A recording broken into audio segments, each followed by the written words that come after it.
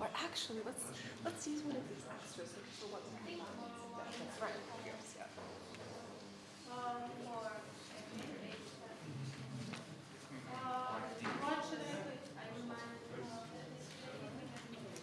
You can access IT first.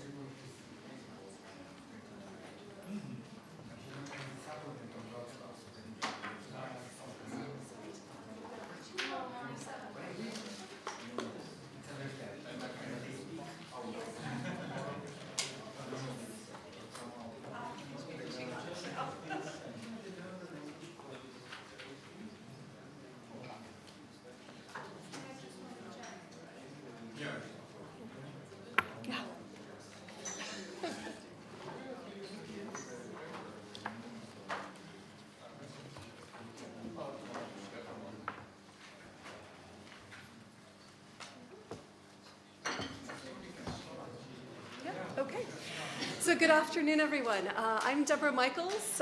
I'm from Grinnell College, from that country of the Twitter president. I think the only representative of that nation for this conference.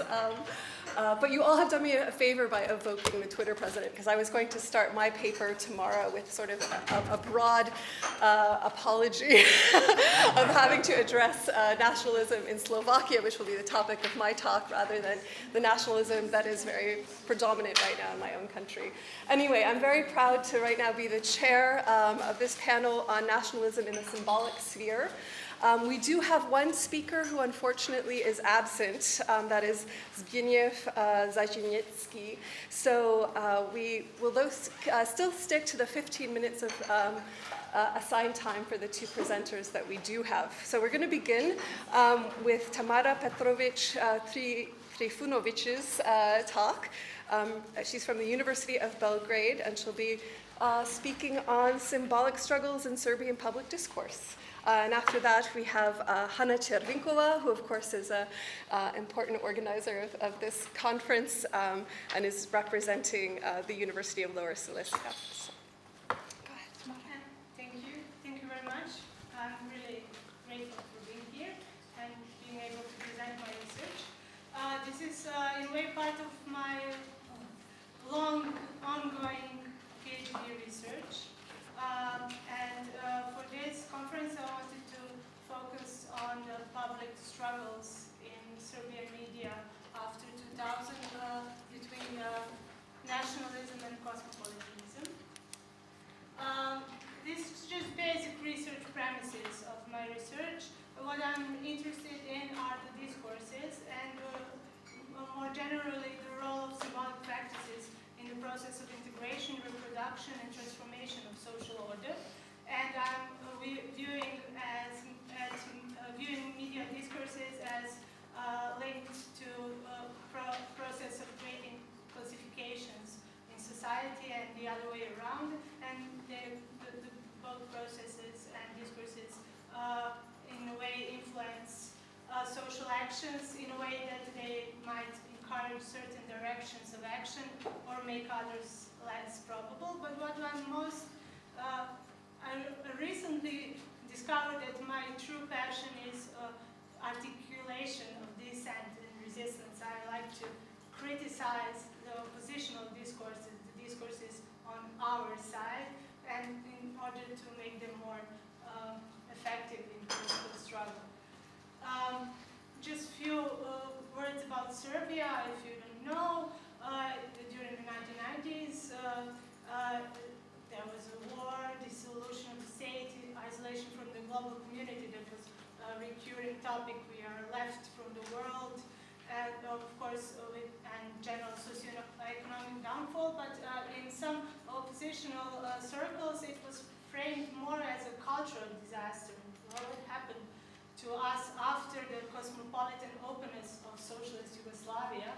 We ended up in nationalistic wars, isolation from the world, and in fact, this kind of mourning for the openness created alternative closures from other people in Serbia who are on the nationalist side. They became an inner others, and that was articulated in a discourse of other and first Serbia.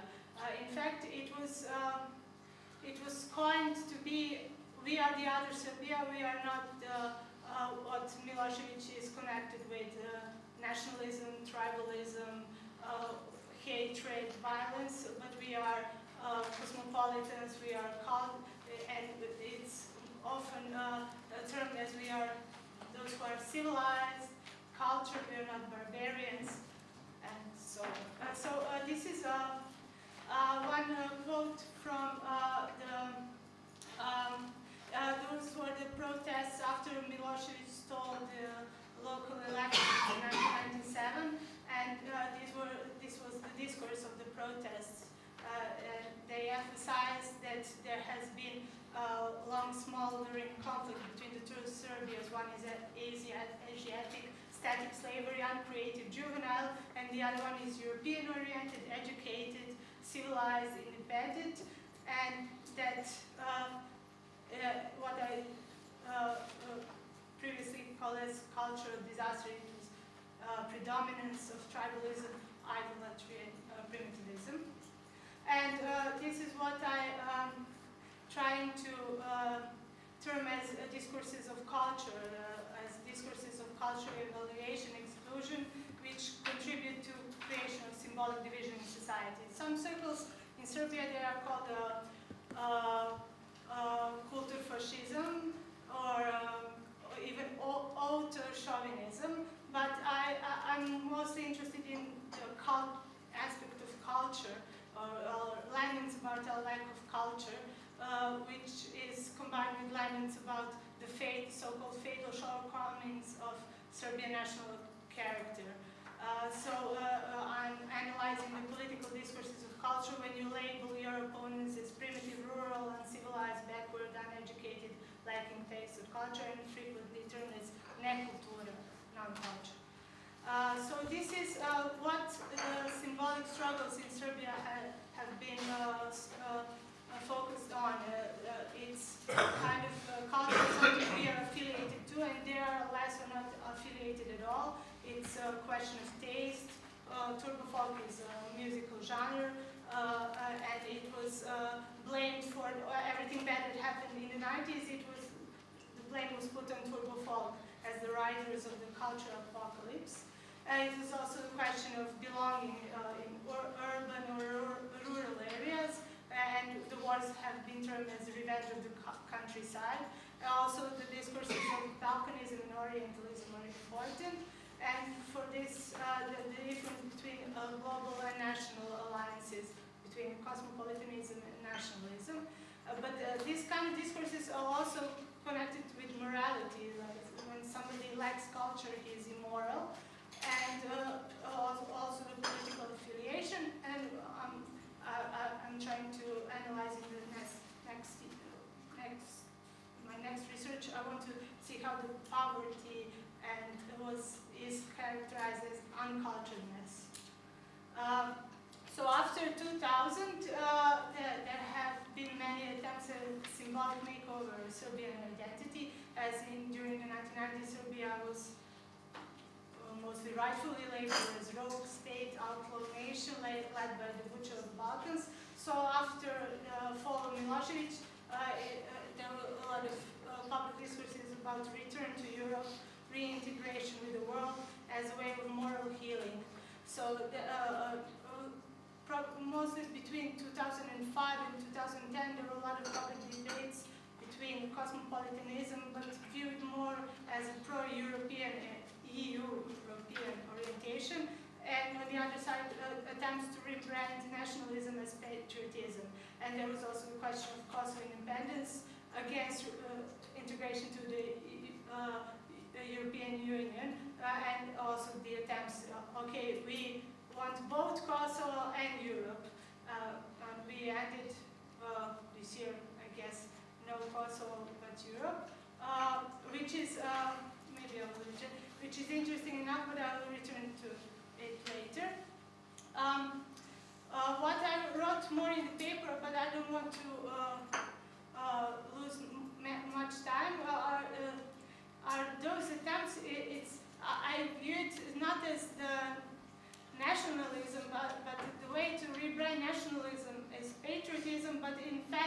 it hides a really hidden face of nationalism.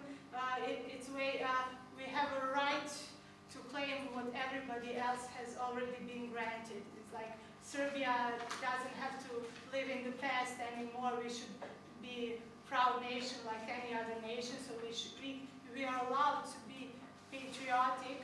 Why wouldn't we be? But after that type of discourse, always comes some kind of nationalistic closure against other nations. The intellectuals on the patriotic camp would claim that the true patriot doesn't need to kill cosmopolitan within themselves, and you first have to be patriotic then to become a true cosmopolitan. And there was a construction of third Serbia as opposed to first another Serbia. First Serbia is the face of tennis player Novak Djokovic. He is proud to be a Serb, but also he wins Wimbledon, and he speaks languages, but he is also proud of who he is. And it kind of that kind of discourse was really predominant for those 5 years. Did I make okay?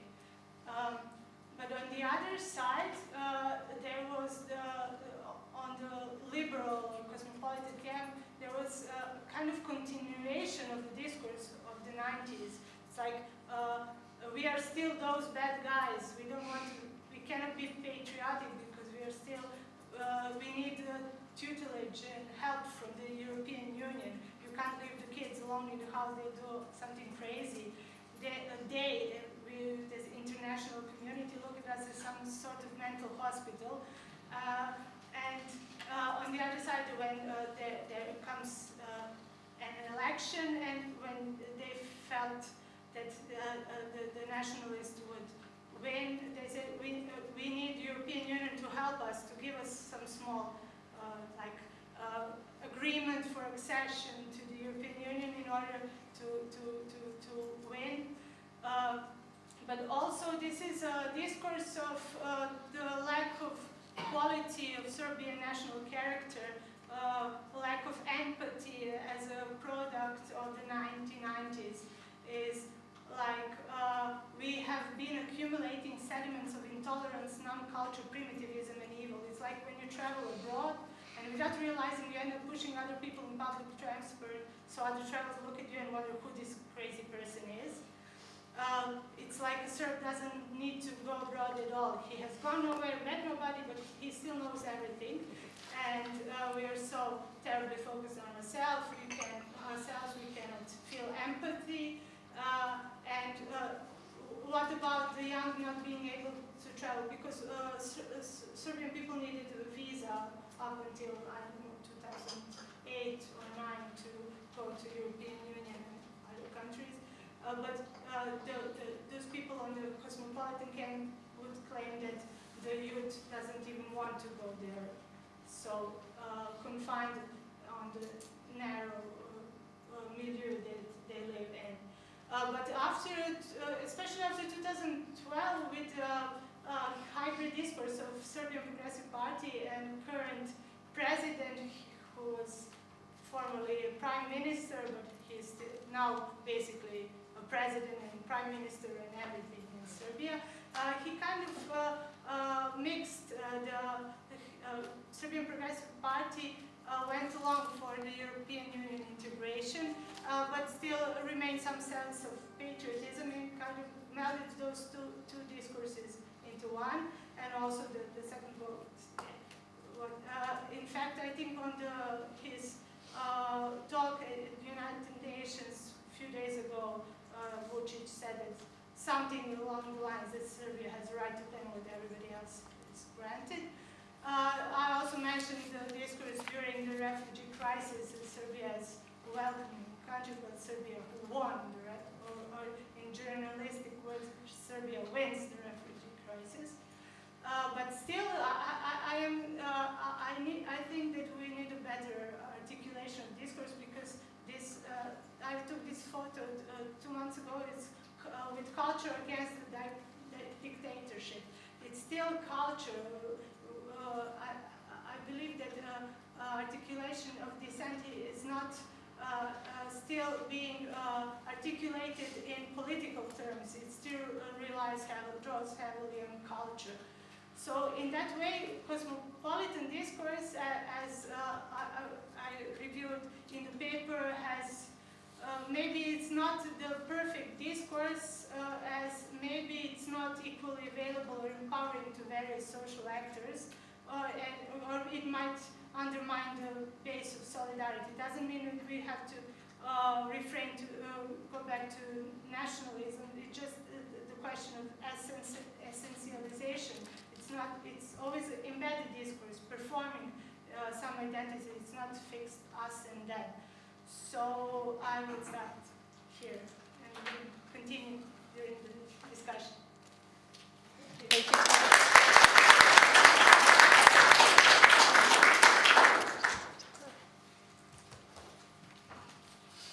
Now, me? Sure, Okay. yes, go ahead. Okay, so I wrote it, but I'm going to speak it. I've never done this, so I hope it will go well. I want to speak to you about research that I began relatively recently. The talk is provisionally called The Nation and the Phantomic Other, Producing Citizenship in the Polish School Curriculum. And I'm looking forward to you giving me some advice where to take this, from here. So I think it's very fitting that we have this conference here in Poland, a conference on new nationalisms, because this is a country in which the Polish nation is being called upon with astonishing intensity, both on the level of the political discourse and more generally in the more generally understood public realm. This national exorcism of the nation is especially striking after 2015, when the conservative National Populist Party, Law and Justice, won in parliamentary and presidential elections and rules the country through a majority that does not require it to enter into any coalitions. And it's maybe interesting, fun fact, that there is no left party in the Polish parliament for the first time since 1989. During nighttime parliamentary debates, resolutions have been passed that disempowered the Constitutional Court, curtailed the independence of the media, proposed extreme restriction on abortion policies, and expanded surveillance rights to state secret service. Despite large-scale public protests that exemplify the enormous and well-reputed courage and activism of Poles, the leading party continues to gain popularity, and in public opinion polls has currently about 40%, and its victory in the next election seems more than likely. Nationalist discourse of the political leaders has played a very prominent role in the process of limiting of civic freedoms, which was carried out in the name of the Polish nation. The abstract majority, heavily racialized and gendered, grounded in the historical national imaginary that has been produced with varying intensity since the inception of the Polish state.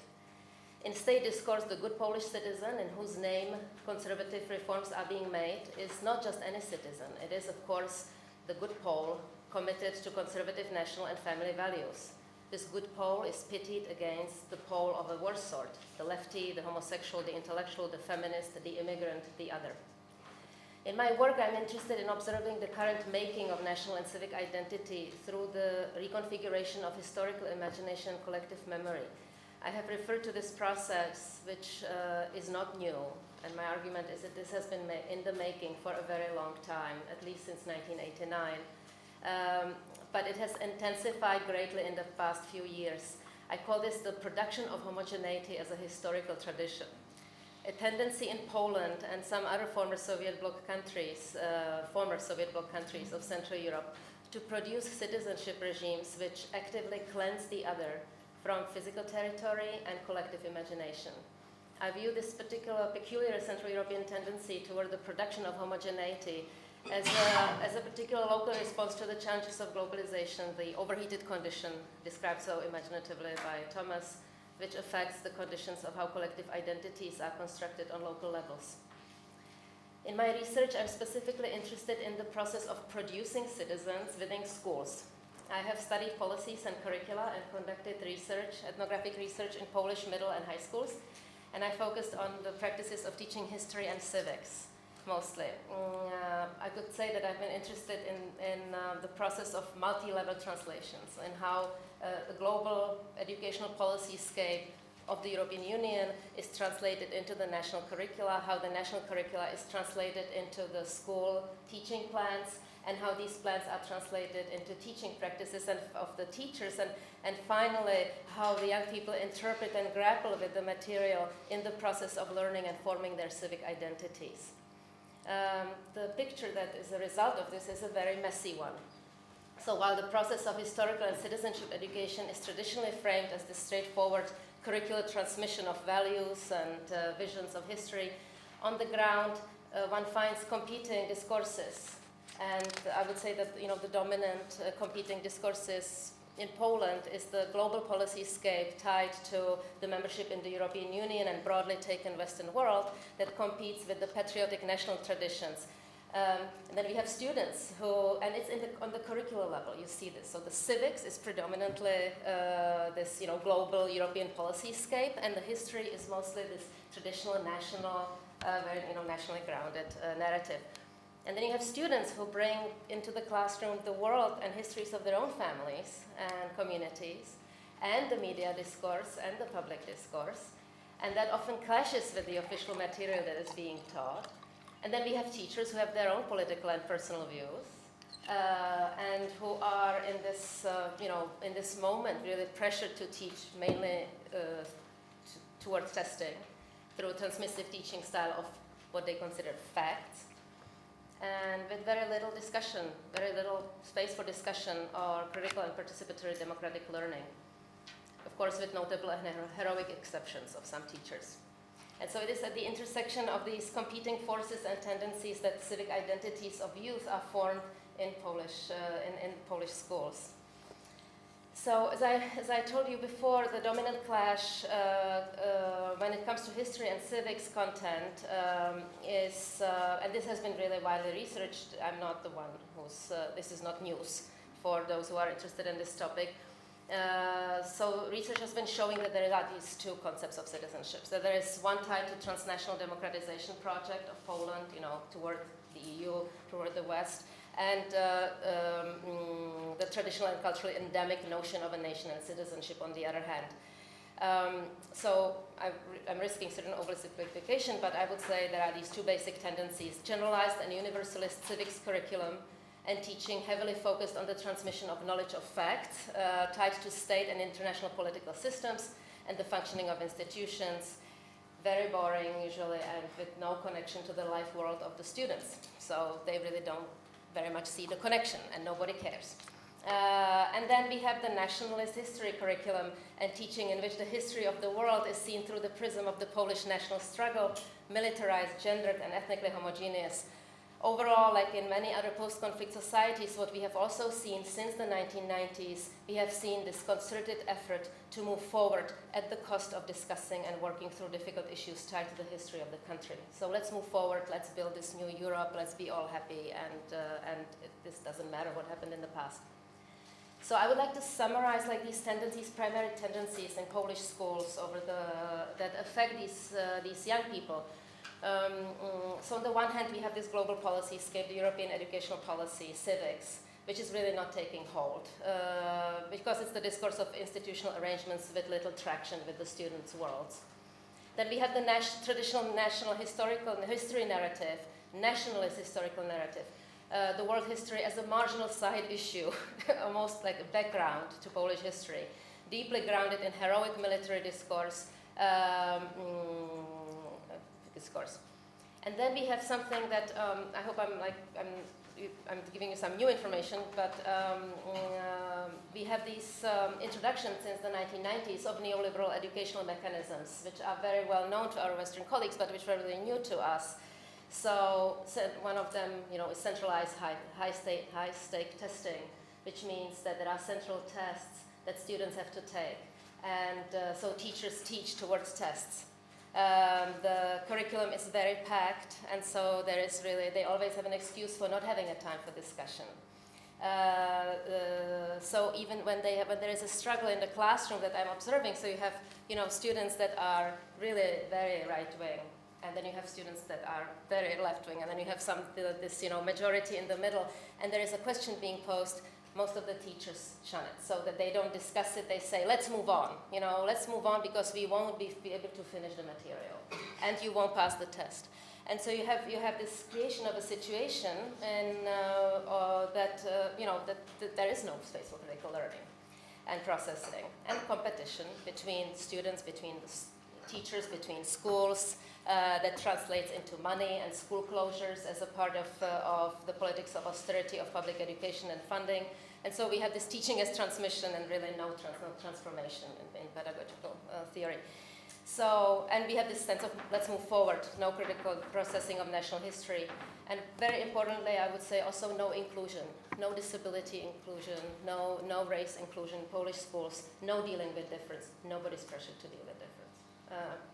So this is the perfect ground. I'm trying to say that this is not something that happened in 2015 when this Polish national conservatives took power. This has been in the making since 1990 through all the governments, right, left, center, and the ground is perfect now. So we have an educational system that is really that is in the hands of whoever we don't have an educational system that works for democracy, for participatory democracy, critical imagination. And so, but the 2015, how much time do I have? 5 minutes. 5 minutes, okay. So the 2015 is an important shift, because we see a very concerted push suddenly, which is very easy to take hold now in Polish schools. For further solidification of the traditional national conception of civics and history with strong focus on patriotism and move away from the global policy scape. Starting this September, the Polish government is implementing new and expanded patriotic history curriculum, which further eliminates material related to past and present diversity and presents world history as Polish history limited to the heroic national military struggles for independence. From the discourse and actions of the Polish state, it is clear that absolutely key for the current reconfiguration of citizenship is the struggle over historical memory. We are seeing blunt historical revisionism taking place on the official level, streaming down to school curricula. I think I do not need to say that the history of the Holocaust, a tragedy that took place on the Polish territory, and its implications for what Poland, once a deeply multicultural state and a home to the largest Jewish diaspora, is today, is what the implications of this are now completely eliminated. There is not even a word Auschwitz now in textbooks.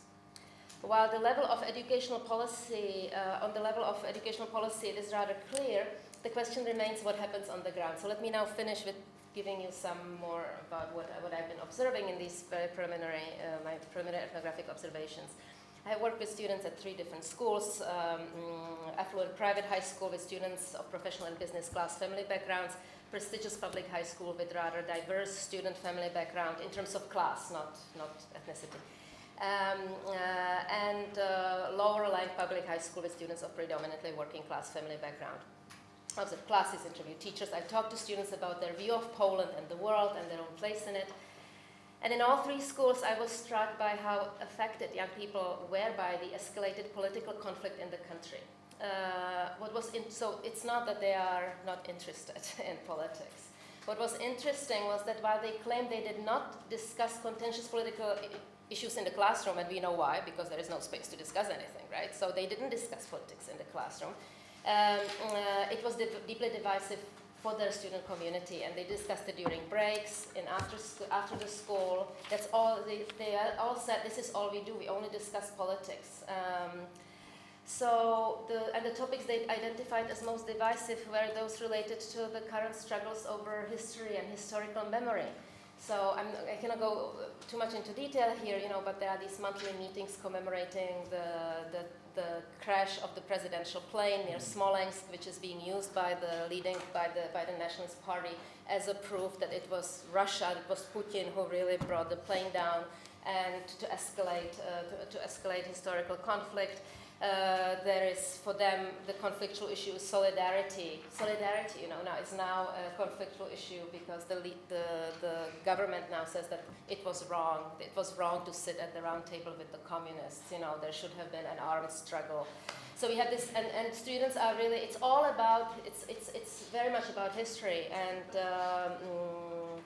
but also about struggles for civil rights and the opposition to it. So the women protests, students are very concerned about it, the homophobia in Poland, the national rebirth of Poland, the nationalist movement, very strong nationalist movement in Poland.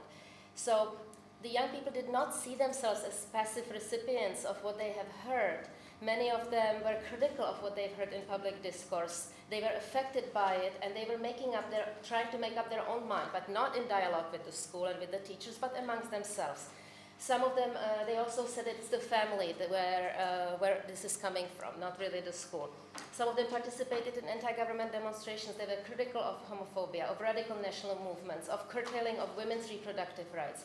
They were sensitive to the environment.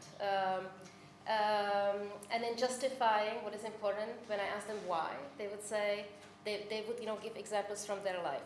So they were against homophobia because they had friends in school who were gay.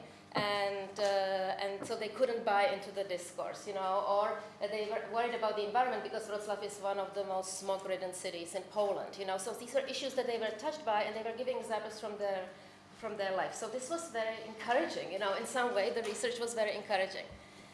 What was not so encouraging was the almost absolute unanimity of opinion on minorities and immigrants. So Polish youth considers Roma community in Wrocław, Ukrainian migrants and Syrian refugees to be among the three most serious threats and problems for Poland today.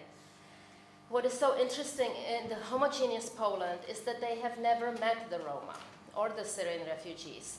And so their fear is purely phantasmagoric, based on probably public discourse, fake or not, and that generates this, phantasmagoric other in the absence of real minorities. And so when asked to explain why they fear the Roma, they would mention their lack of integration or different and unknown ways of living. With the absent Syrian refugees, they feared terrorism. With Ukrainians, this was hardest for me, so they feared the fact that they hear them in the streets. So this is how much they they are worried about losing this comfort of the homogeneous, world. I'm almost finished. So it's really striking also, this fear of migrants, considering that Poland is one of the countries that sends out most immigrants in the world, that a lot of these young people want to emigrate themselves after they finish school. They say that. So my question that I'm like obsessed with, and I would like to ask is, following up on Thomas, was, so why is it the wrong address to which they are addressing these fears? So why is it the largely physically non-existent other? Why are young Poles capable of assuming critical stance on political and social issues such as ecology, women's rights, homophobia, not necessarily buying into what they hear, and they cannot do the same with refugees and ethnic and national other? So I don't have an answer. The only answer that comes to my mind would be, the fact that they really have no experience. That in the other cases in which they were critical, they drew on examples from their life and from their community and experience, and here they didn't. And so I'll close here. I just want to say, for years I have been studying the memory of the Holocaust, memory of in physical spaces in Poland, and I have always been struck in a country that I'm not from here, but I really like it, and I appreciate Poland for lots of things. But what I could never understand when I traveled through places in the eastern Poland with my students, places that were completely multicultural before the war, 70% of Jews, 20% Ukrainians, 10% of Poles, which are now completely monocultural and homogeneous, where Poles live in these Jewish houses, that there is absolute lack of commemoration, there's absolute lack of sympathy or any kind of empathy with the people that lived there before and that created this place, and that are no threat to the people there now. And I guess it's like I'm obsessed with the same thing, and that now I'm like, tracing it to these schools and these young people who have no sense of empathy with the ethnic other. And they cannot imagine that really it's a human. So So it's very troubling and worrisome, because the ground is really fertile now in these, because of everything I've talked about. So thank you. Thank you, Hana.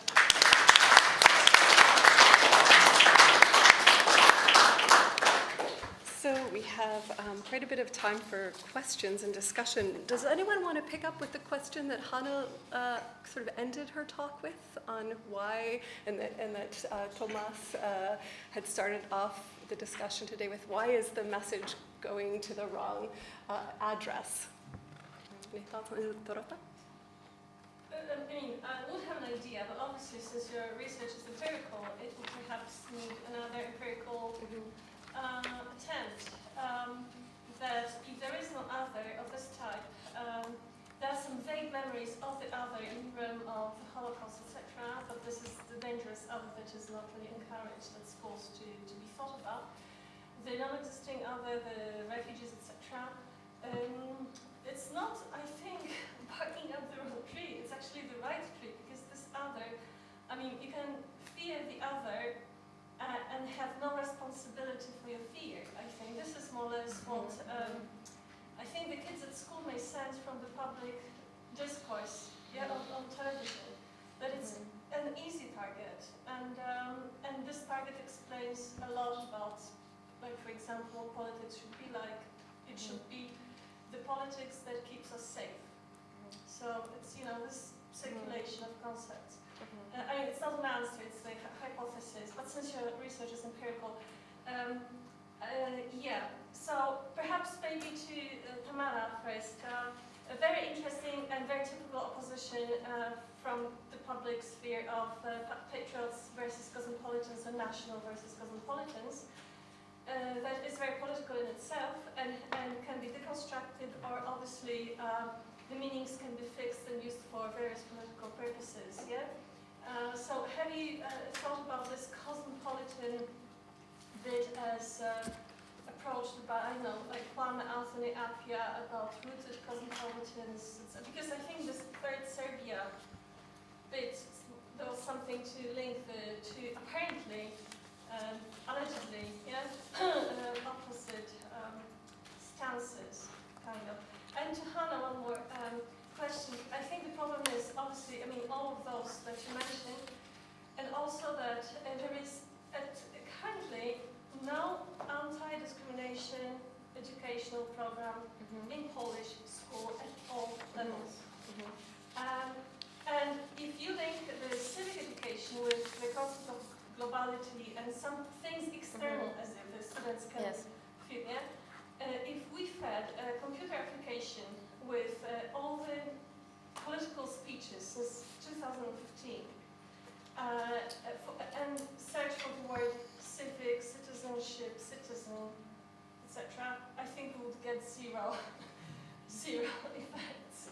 It has been erased. There is no word like citizenship and civic, not to mention civic ethos, etc., etc. It's only Poles and Poles, because we have gendered language, so Polacy, Poles. And the national subject, is the operating concept. What is the effect of this removal of anti-discrimination policies? Something I think that Tamara had actually in her quotation, we are a very retarded nation. We are the mental hospital. These metaphors of people who are like disabled, etc., the weak, the other, are used as political weapon. And over the protests. In Polish parliament, you can say about the opposition that they are both sides, actually. It's not only the right wing, it's the center, etc. We are a nation of special needs.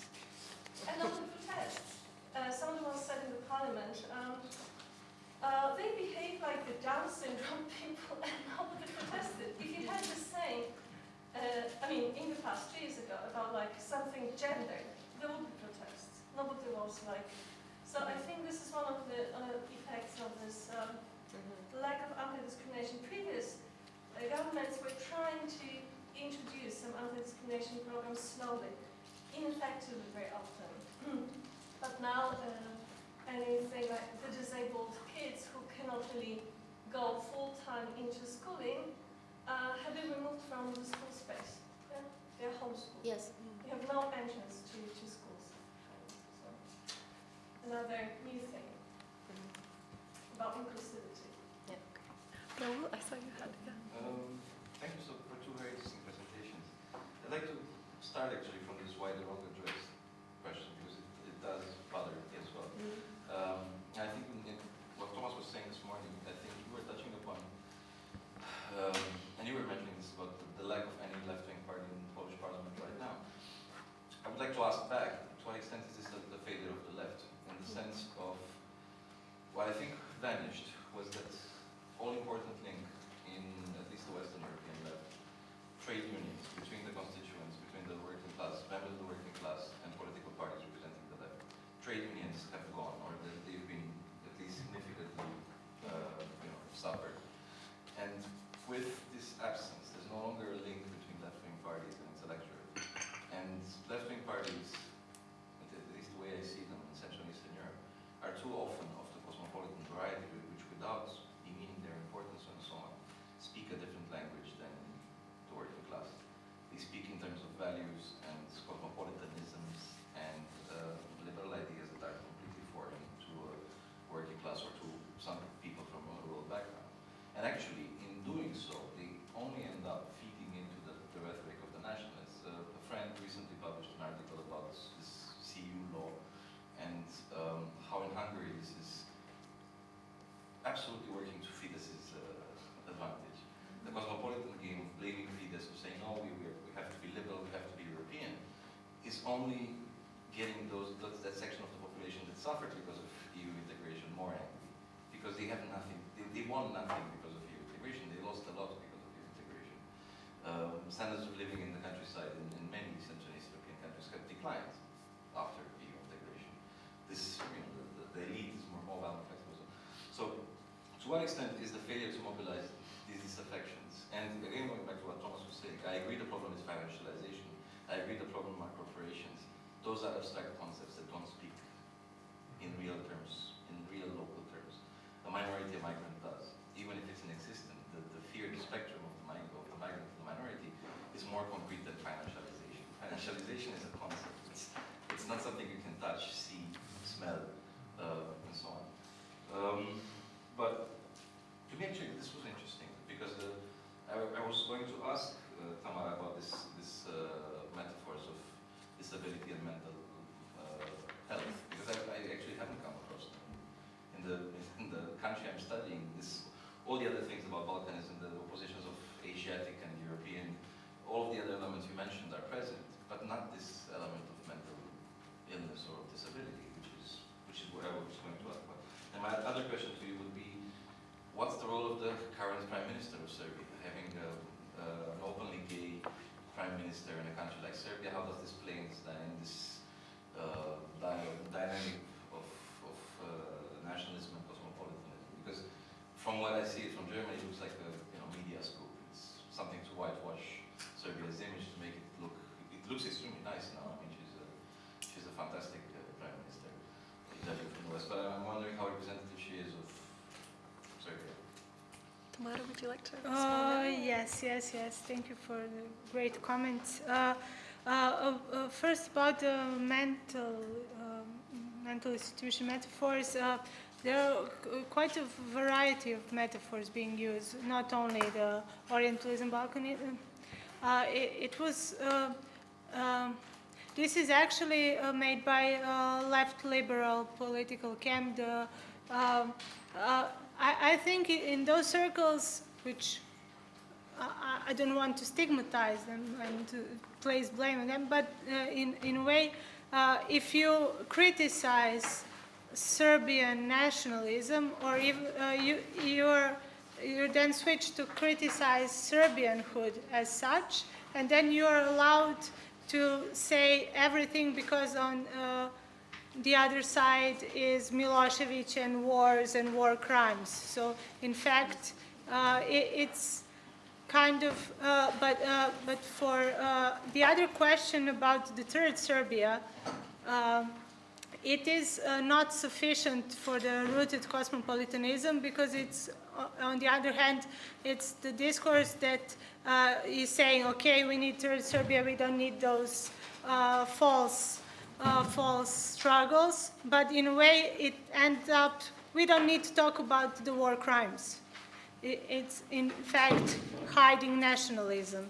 So when I was analyzing third Serbia, the construction of third Serbia, it seemed for me like it had a possibility, but in many of its iterations, it ended in being, in fact, okay, we don't have to talk about Serbia's involvement in war crimes, and it just focuses on the image of the Serbia in the world, which brings me to Serbia's current prime minister. I will just provide a brief anecdote. It's not an anecdote. One of the ministers in the government was accused recently of not being able to provide proofs how he bought an apartment or house for 200,000 euros. And he said that he got it from his aunt from Canada. But then they say, okay, you cannot bring those kind of money. And they say, okay, I went 20 times or 50 times. And then he criticized the journalists who opened the question with the worst discourse from the 90s being the foreign foreign agents paid from Soros and something like that. And our openly gay prime minister, she said, I can understand his feelings. So, and in effect, it is still the President Vučić who decides about everything. So it's good for the image of Serbia in the world, but Serbia is a really bad place from my perspective now. Yes, well, maybe Hana. Yeah. No, I'd love to hear more. So I want to comment, first comment from Hana. I mean, when you spoke about history teaching, which is crucial, and we should have more comparative research on the way history is being taught. There is some, but we need more. It recalled a quotation from Ernst Renan from 1884 in his essay, Qu'est-ce que le nationalisme? Qu'est-ce qu'une nation? What is a nation? Where he says that having a nation means remembering, agreeing about remembering some of the same things, but also having forgotten the same things. So, the metaphysics of absence, it runs through your paper. And it also recalls, an anecdote about Jean-Paul Sartre, when he was sitting in a cafe in Montmartre, ordering his coffee, and he said, yes, I just want black coffee with no cream. And the waiter goes off, and then he comes back and says, I'm sorry, we don't have any cream. Can you take it without milk? You see what I mean? The metaphysics of absence, the phantasmagoric minorities, whom you don't see because they're not there. And the absences in the way in which history is being written, obviously very crucial.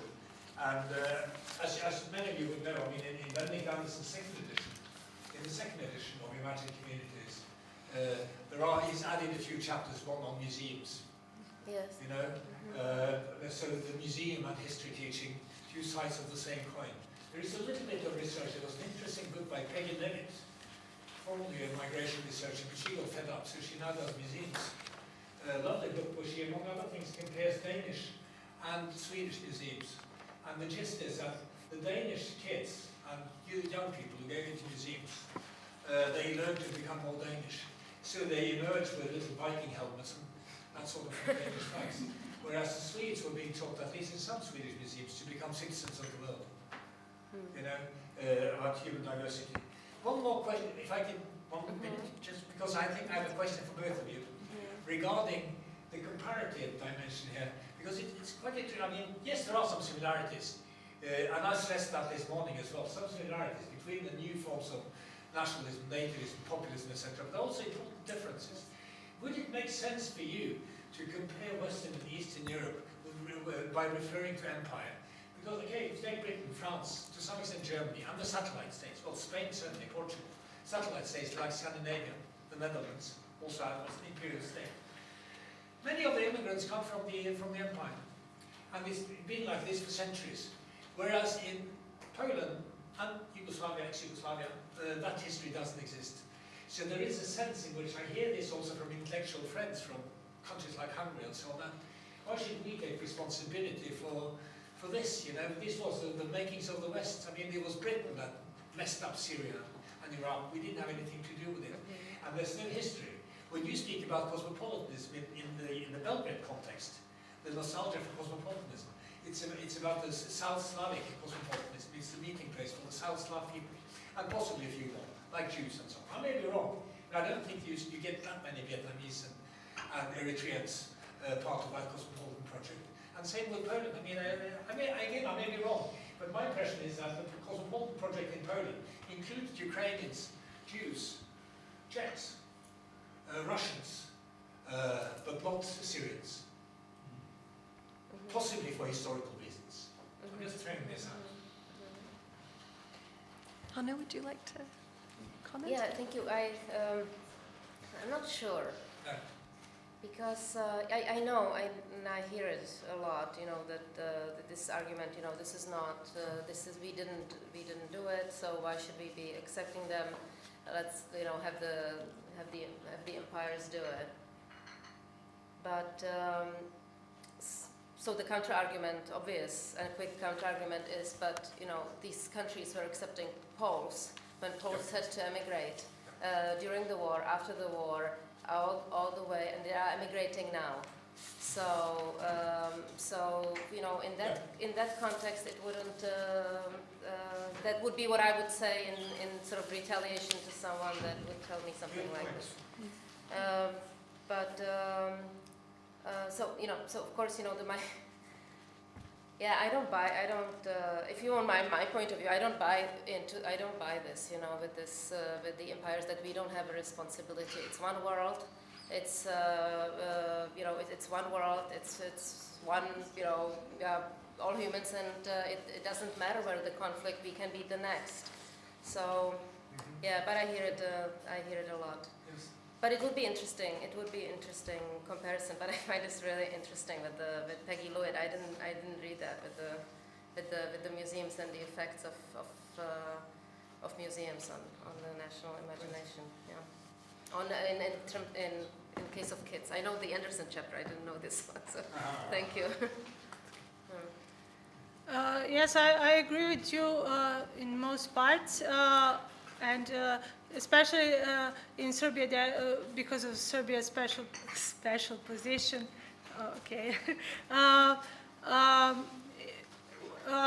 there was always accentuation that the refugees don't even want to stay here in Serbia, which is in fact true, but it's kind of petrification of their current needs. If they would get options to work and live, they would. I've been doing some field research with the refugees in transit in Serbia, and they said, okay, we are tired, maybe we could stay here. Can I apply for asylum? And then they would realize that it just, in fact, the whole system, I wrote it in another paper, the whole system is meant so it gets postponed so much that they leave the country before the asylum. And as for the cosmopolitanism in former Yugoslavia, when I was speaking about it, it's more about the consumerist cosmopolitanism and the way that socialist Yugoslavia was somewhere in between East and West, and we had a red passport, we could buy jeans in Italy, and we could go anywhere and travel, and we were not nationalists. More about that than about multiculturalness. Yeah. Can I add one more thing to what you said? Because I think there is this, might be a difference with the West. I mean, I don't know enough, but predominant kind of one of the predominant features of the nationalist discourse in Poland and some other countries and Hungary is victimhood, right? So these nations are always victims. So they are not the perpetrators, they are not the colonialists, Yes, and that is something that is really accentuated a lot. That we cannot be blamed for anything. And there is almost like in Poland, there is like a competition for suffering. And I think it's one of the reasons, I mean, I'm not the only one who thinks that. I mean, it's been covered that, you know, it's this competition for suffering that also makes it impossible for the Jewish suffering during the Holocaust to be greater than the Polish suffering during the Holocaust. So you have a competition of martyrdom that I think is different from the Western countries. I mean, some countries celebrate their victories, others celebrate their defeats. Yes, Poland is And great at that's that. rather more Yeah. dangerous. So we had a while ago a question from Vyacheslav, but we are almost out of time, and I see several other hands. I'll just say that maybe, Vyacheslav, you could end with your question, and we could break for tea, because we're actually 5 minutes over our tea break, and we could continue the conversation out there. Well, your comment then, Vyacheslav. It's more like, again, attempting to answer Hana's question, and but first reacting to Thomas's comment. I'm glad you brought up victimhood, because that's, I think this is the key point. Imperial legacy, even where it does exist, is being processed through other things. And for us, in Russia, for instance, there is a lot of xenophobia towards migrants from the former empire, which is in principle considered legitimate. I mean, the empire itself is considered legitimate, and is claimed back as at least a special zone of special interests and so on. You know, the famous Medvedev doctrine from 2008 after the Georgian War. So imperial legacy and imperial memory, positive memories of empire, are combined with the new victimhood narrative of Russia being the victim of the West, you know, being constantly discriminated against and even oppressed by the West, by Western unilateralism and so on. So actually, I think victimhood is central here, whereas imperial legacy can play out differently depending on how the country is seen in the contemporary global order. And addressing more specifically your question, I think what we are facing here in a way as intellectuals is what was also what Marxist thought of the mid-20th century was struggling with. And in that discussion it had a name, it was problem of non-correspondence. This is how they called it. And basically the problem was that increasingly the working class was no longer, did not provide a political basis for any sort of left-wing politics, because the workers were increasingly subsumed, as they would say, into the capitalist economy and capitalist mode of production and so on. And as actually Jan argued in his presentation, popular consciousness, popular mind, or common sense, if you want, is always contradictory. It's always coherent. It's multifaceted.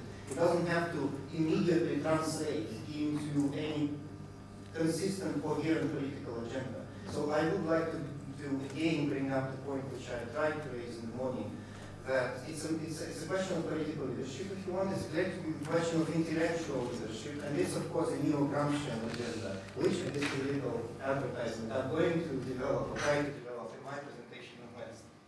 So just attempting to react to this. So I have a point of order for the organizers. I was told to wrap up at 14:45 because of the person that was not. Would you like us to go for 5 more minutes? Because we have several questions still on the table. I think Bogdan is next. I know Bogdan, and then we have Robert, and then we have you, but Bogdan. Yes, I again go back to the questions I see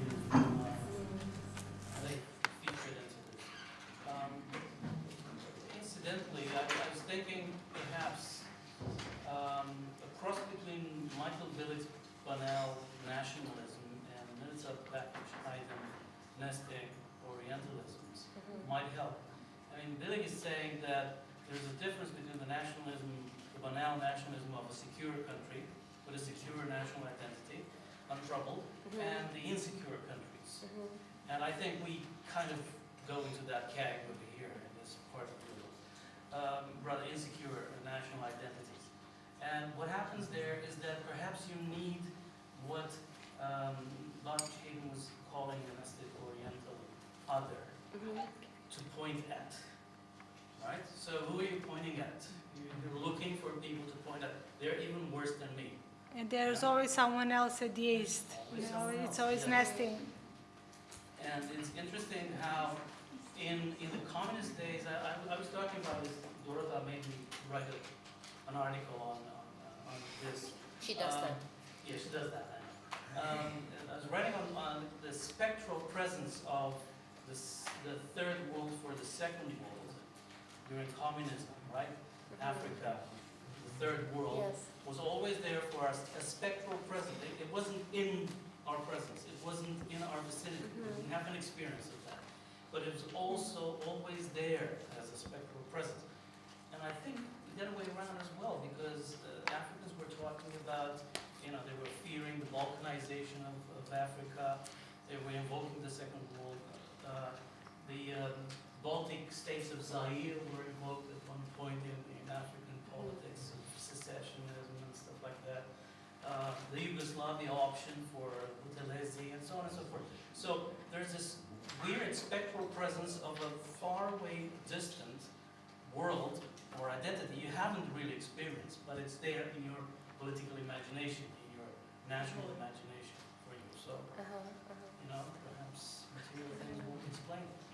I want to make sure we get in the last two questions or comments. Robert? I'll be super brief. I just think that we've had a couple of points already today that try to sort of inject a sense of balance into the discussion. So in that spirit, I'm not saying these are unbalanced papers, obviously your evidence points to what your evidence points to, but I'm just conscious of, particularly in Western Poland, there's this phenomenon of impermanence that people like Zbigniew talk about, Zbigniew and wanted cities. So to some extent, was it actually a side point of yours, Hana, rather than the main point of your research? But why do people not commemorate Jewish history, living in Jewish houses? I think a lot of the time this phenomenon that he identifies is a total lack of identification with place among Poles. And actually this discourse of identity is projected back to the national level. Okay, So but I it talked about the explains- Eastern Poland, No, which is Polish and has been Polish. However, these are people who are nevertheless displaced anyway very often. So I'm just again, I'm not suggesting it's the answer, but just for the sake of just perspective, perhaps offering that as an alternative perspective that perhaps, again, without the moral dimension of should they, shouldn't they, perhaps they're unable to because of the lack of identification as well. That's it. My name is Barbara Pavel. I have a question about this research and educational system. What you are saying looks like the education has big limits on the interests of the peoples, but what was your sampling and what kind of school did you compare? Do you see any differences between the social environment of the school and the influence of the educational system? Yes. And about education, it looks this is rather the problem of culture of education. In Poland, you are much closer to the so-called feudal system in the school, even at the universities, and even in the academic world. Which means pupils or students or younger scientists are listening to the older one, and this, of course, allows the low level of criticism. It may have some impact on the way people think about collective identity and this structure which is related to nationalistic thinking. And I don't know, maybe it is some connection. How do you think? Yeah, so can I? Yes, please. So, yeah, that's a good point. I think that's definitely the case that you have this, there's this tradition of transmissive type of teaching, right? That it's there. That when I walk into these schools, nothing has changed. I mean, it's like I feel like I'm in my school. I'm in my high school from the 1980s. When I walk into the Polish schools here, and it's the same in the Czech Republic. It's not because it's Poland. So the teaching style has not changed. It seems almost like there's a certain backlash that the teachers that I talk to speak about experimental period of the 1990s when they experimented with different types of teaching that would bring the students into active participation, but then they went back into the old ways and they explain it.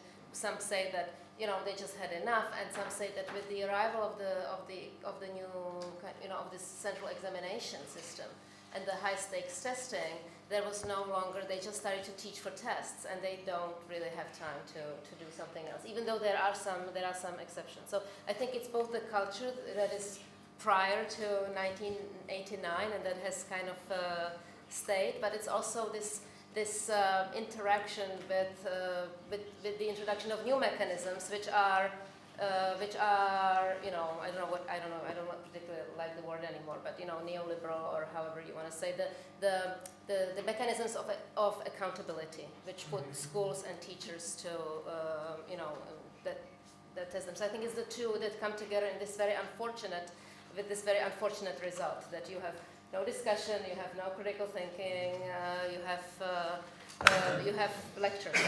You have, the kids are lectured too. But so I think thank you for that comment, because I think it was a missing element. What was the other thing you said? The sample of different schools. Yes. So there were 3 schools. They are all in a big city. The differences. There were some differences. I didn't cover them here. I would say that the students from the better high schools, right, especially the private one, where they teach according to an international curriculum in some subjects.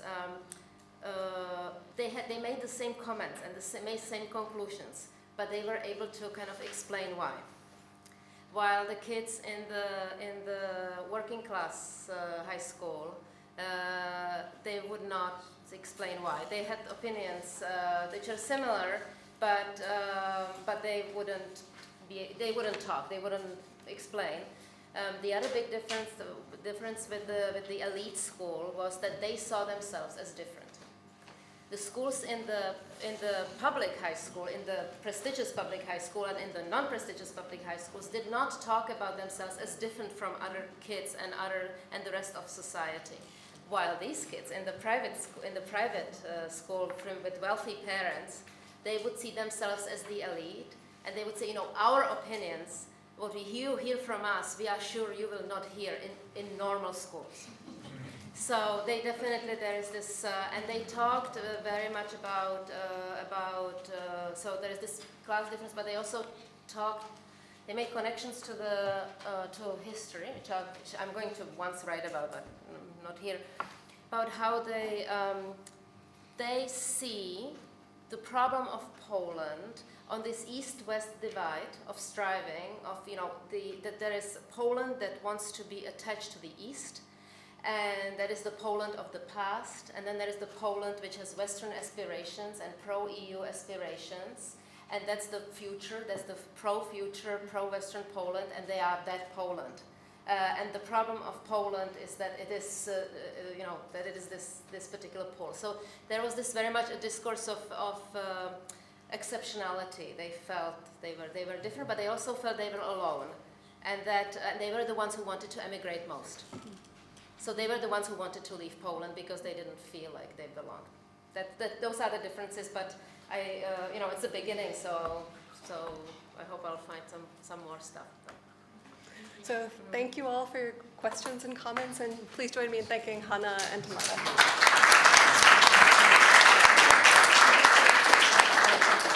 It's very good, yeah. So much.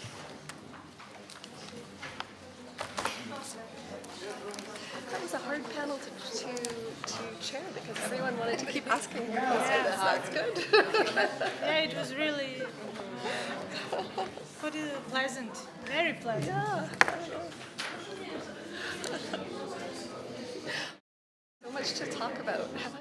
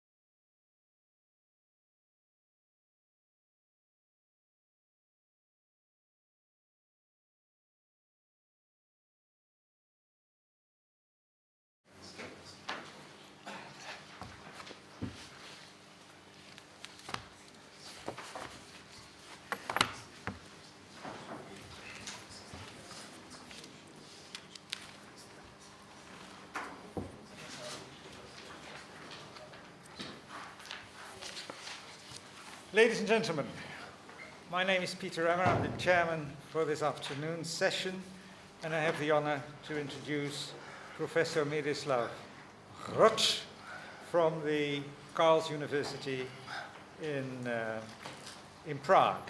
Mr. Nationalism himself, I would say, if you look at his distinguished record.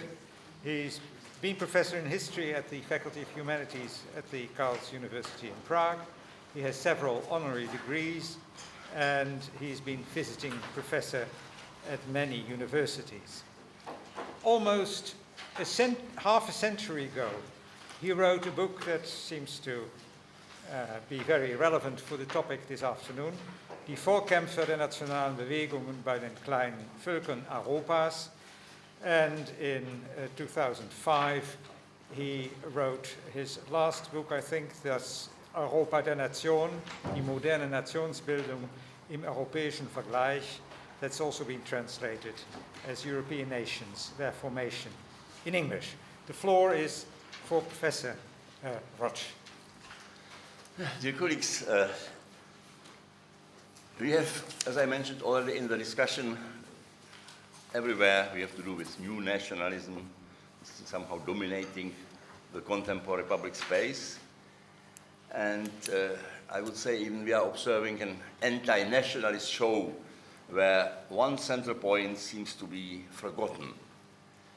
We may define nationalism, as we know, in very different ways, but all concepts of nationalism have one common, almost forgotten denominator. This term is a neologism as a derivation from the phenomenon of nation. I'm sorry for my English, and I have to read it because also it's shorter. We find this new nationalism criticized, denunciated, and all this I don't want to discuss, but I would like to remind the basis from which nationalism developed, and it is even this nation, the nation. Nevertheless, both academics and media are quasi ashamed to use and conceptualize the term nation. Why?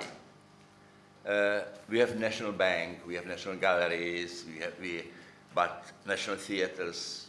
But when you speak favorably about your nation, you are immediately attacked and smacked with a label of nationalist. You need some portion of courage to introduce the term to academic discussion, and I am allowing it to do it just now. And I suppose you will find rather provoking this contribution. I would like to start with a banal question. What is the nature of the nation? If any of us were to ask ourselves what comes to mind and what we imagine when we use this term, we would find maybe that the term is used, and this is my concept now, used with two interconnected meanings. And I would like to distinguish them, characterize them, and distinguish them typologically, overemphasizes this difference. In the first, the concrete sense, when we speak of a nation, we are referring to a large social group or community, differently defined, a community objectively existing citizens who are conscious of their belonging, for instance, to be Polish, German, Danish, to belong to this nation. This form of group objectively exists, but what was not always that was not always the case in Europe. As you know, emerged a nation in course of modernization during the 18th and 19th century. By the way, I will talk only about Europe. Individuals who make up the members of the social group that is called a nation communicate and interact with each other, they like and hate each other, they work with each other, they have conflict of interest. And I have devoted most of my research and also these books which I mentioned to the study of the nation in the sense of a social group, a community, or as Anthony Smith calls it, a sociological fact. Today I realized it was one-sided. I tried very late to make a small revision. We have to pay more attention to the fact that the nation exists in our mind also in another different level, in another sense, where it denotes an abstract community that holds or represents certain values. We can say these values are good or bad, but they are represented as values. The fundamental value, however, is not the social group itself, but it is referred to a nation. The fundamental value is cultural contents. The attributes or characteristics are associated with the nation. This polymorphous, constantly changing abstract entity comprises, above all, a cultivated language, past and present, memory, works of literature, arts, music, and so on. It also encompasses achievements in science and technology, and also great members of the nation who contributed to progress and so on. This notion of the nation as an abstract community of cultural values was born alongside with the formation of the nation in the sense of a large social group, and it mined the cultural heritage of past eras, provided that it could be grasped and evaluated in national terms. In nations that were formed through national movements, the basic form of the idea of cultural community, of this abstract community, was prepared already during its phase A, this scholarly phase of research about national matters, and then was continued and cultivated during the following phases. As this group took shape and assumed form, the culture of this abstract national community grew richer. All this was not the result of some automatic process, but the work of real people, naturally a minority of people. In this second level, the nation can be described really as a cultural construct. I always refused or discussed against this concept that nation is a cultural construct. Nations as social groups are not and can't be a cultural construct. But nation as an abstract community is a cultural construct. Where do these two levels intersect or meet? The nation as an abstract community and as cultural value came about as a result of efforts made by actual people who consider themselves members of the nation. Being a member of the nation, both a social group as an abstract community, was not just a source of pride, but also, and in fact, and this is sometimes forgotten, unfortunately, signified a commitment of the individual to this community. The idea where belonging to a nation is understood as a value and commitment is a legacy of the 19th century when nations were in the process of formation. In other words, we can speak here of the existence of nations as something that has historical roots, having grown out of the tradition of European humanism, Baroque and Enlightenment patriotism and Romanticism, which we don't find in other parts of the world, almost not. The way of a nation in the sense of social group comes to be intertwined with and interact with the nation in the sense of abstract community, a commitment to humanity and a cultural value, is one of the basic reasons why I consider nation to be, and originally also nationalism, to be a specifically European phenomenon, being then exported to other parts of the world, although imported by these other parts. However, this was also due to the fact that every European nation, in the sense of being a social group, went through its formation process within the context of modernizing European society. An organic part of this modernization was the spread of education in humanities. Not only organic part, but also precondition among the wider strata of the population, not necessarily the majority. It was only once a certain level of education has been attained that the nation, in the sense of a cultural abstraction and as a community with a shared fate, with common collective memory became intelligible to the wider population. There are at least 3 reasons why the nation as abstract community is fragile and endangered by corrosion. Firstly, as a construct, it has only limited possibility to become materialized in books or statues or something like that. Second, the positive value of an abstract community is a matter of social consensus. And as an abstract value community, the nation exists only insofar as its individual members understand and accept their relationship to the nation, not just as belonging to a historically shaped social group, but also as identifying with the abstract construct of a nation as a cultural value. And third, this acceptance by members of the social group nation, depends on the degree of their humanist education they achieved. Consequently, a nation as abstract community of values is at risk of being disrupted or eroded, and this is also the case in last decades. And if the link to national values could be disrupted or even destroyed, in the extreme case, the nation could, as abstract community, be emptied of its cultural value.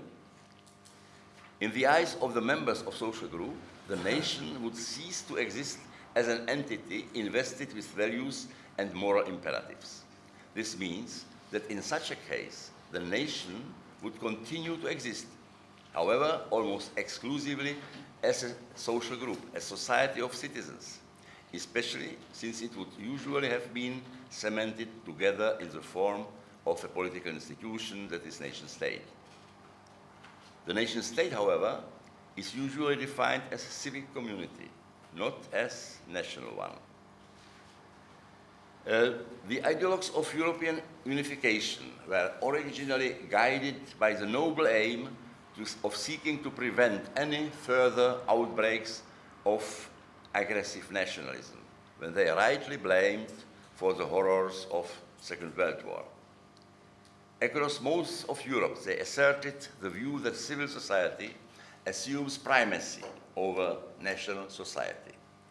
And I suppose most of present colleagues share this opinion.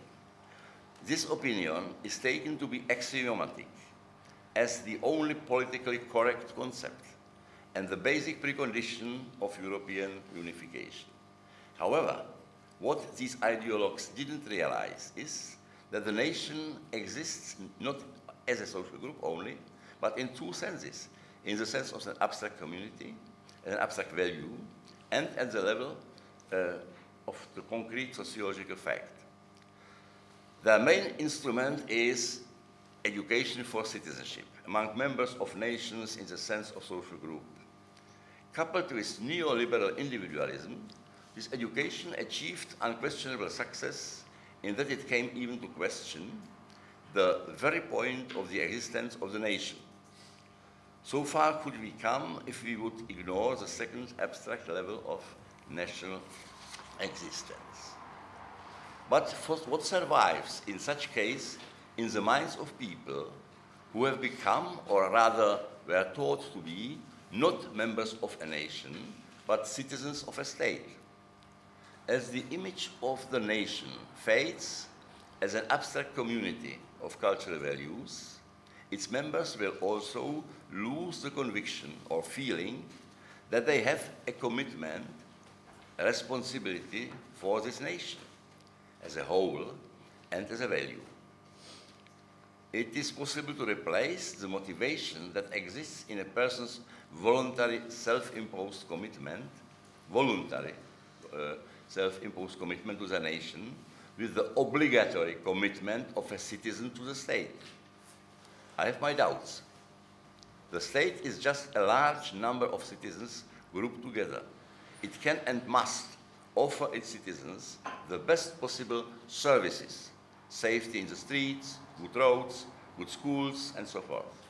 However, I don't know if the state can, for citizens, assume the role or position of an abstract value with the ability to emotionally motivate them to to act beyond the sphere of their personal profit and material advantages. I have the impression that beyond the sphere of personal profit and material advantages, the members of, or citizens of the state do that what was in Austria a kind of strike, a Dienst nach Vorschrift.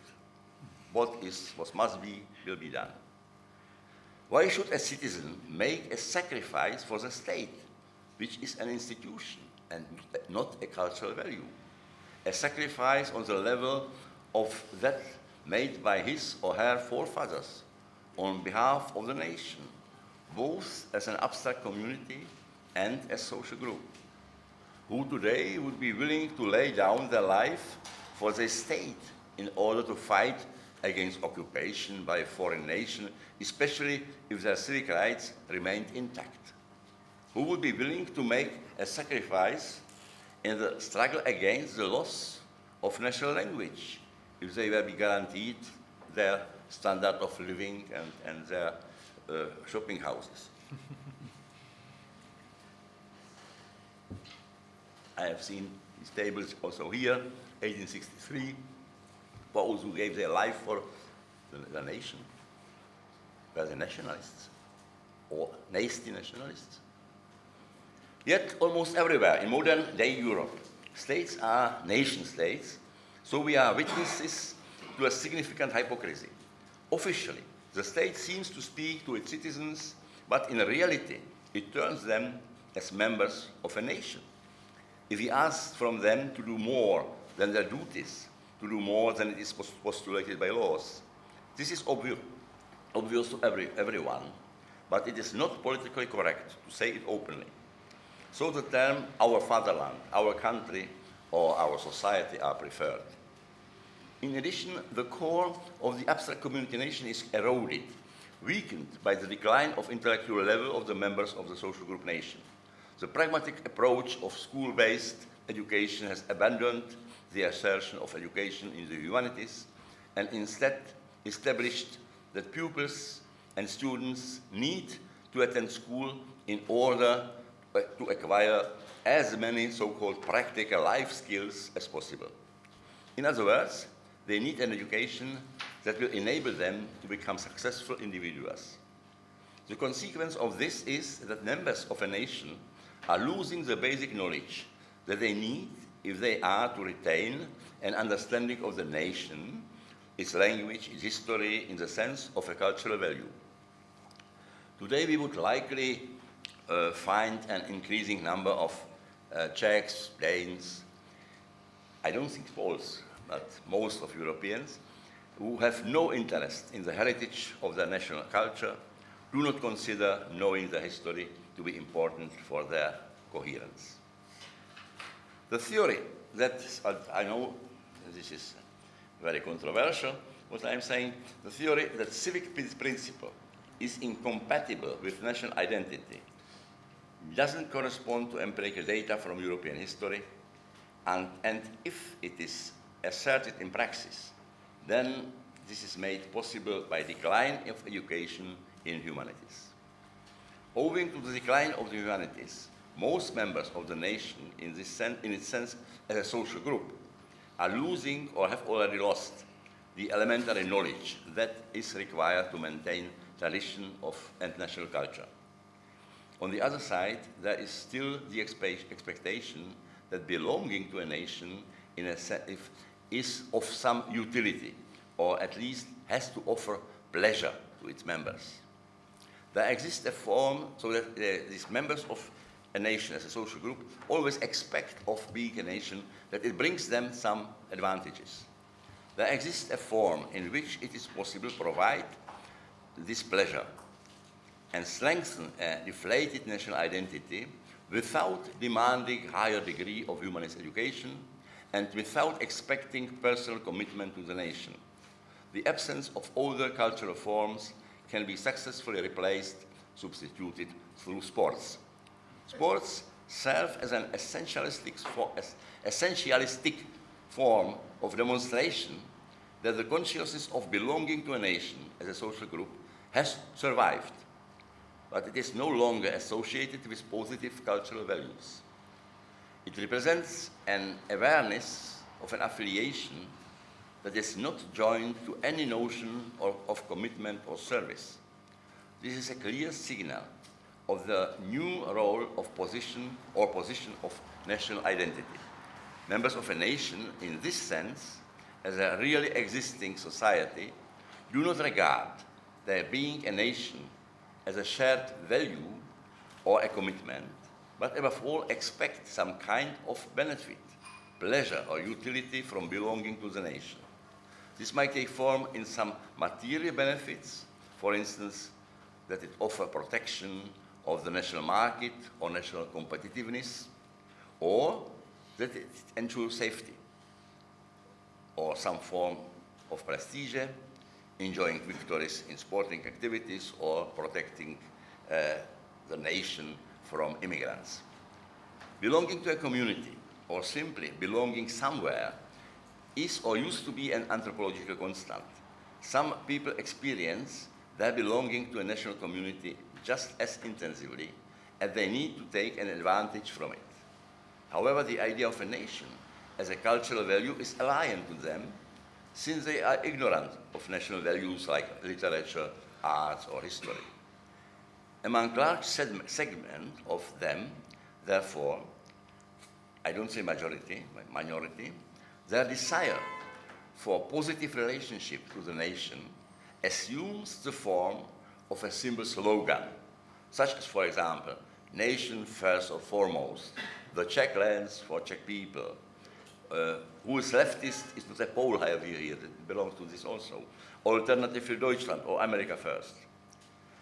The case of Nazi officers playing Beethoven on piano, or academic anti-Nazi self-offering patriots is only a lieu de mémoire today.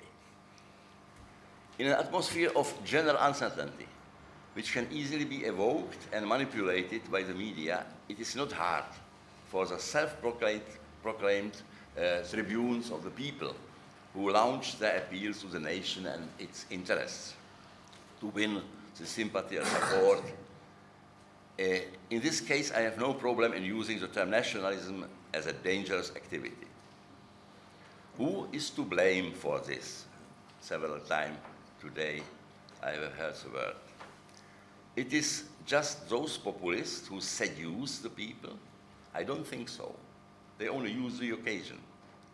A co-responsibility for this is borne by those intellectuals who created the space for this primitive nationalism, and sometimes maybe even provoked it, by one-sidedly and blindly assigning primacy to so-called citizenship over patriotism, because they were unable or unwilling to distinguish nationalism from patriotism.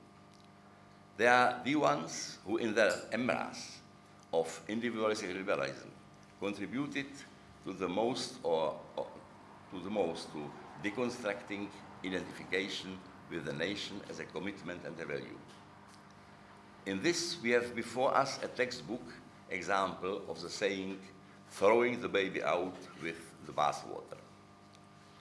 There is thus no doubt that the nation, in the sense of a social group, can exist even when it is not explicitly tied to the nation in its abstract sense of a cultural construct.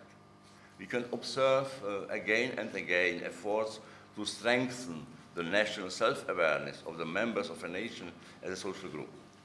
Instead, it is the egoistic instincts of the individual that are demagogically appealed to, instincts such as xenophobia or racism, and this is where the risk of waves of nationalistic group passions reside. These waves aim not to serve the nation in the sense of cultural value, but to assert the group interests beneath the guide of national interests. This can occur both within the national community and in relation to other nations. On the other hand, it is important to realize that upon attaining statehood, the nation-state's independence or autonomy became a part of the nation as an abstract value community. Although cultural values in the proper sense of the word are fading from this abstraction, the value of independence or autonomy remains. We can observe it nowadays in Flemish or Catalan case.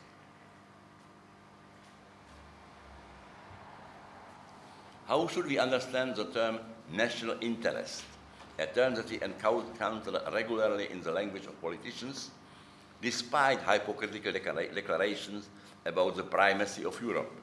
All nations, including Germany, speak about, or politicians speak about national interests.